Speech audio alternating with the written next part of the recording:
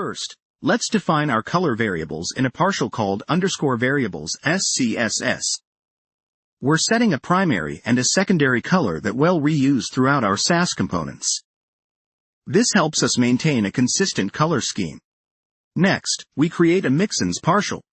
This file contains a responsive design mixin named respond_to, which allows us to write media queries for different device sizes more conveniently by simply passing mobile or tablet as an argument to this mixin. Now, let's style our button component. In button module SCSS, we import our variables and Mixins partials to use the color variables and respond to mixin. We define the button styling for desktop and use the mixin to alter the padding for mobile devices. In our example button component, we import the button styles from button module SCSS.